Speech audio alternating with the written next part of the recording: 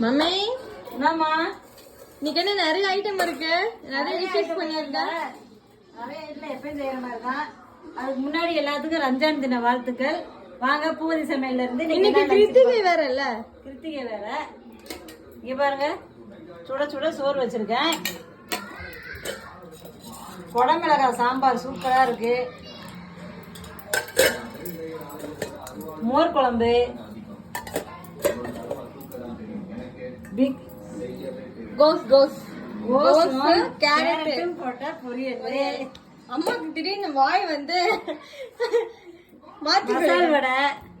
Super. இங்க வந்து ரசம் வச்சிருக்கேன். ஓகே, இது என்ன பொரியல்? கொத்தவரங்காய் பொரியல்.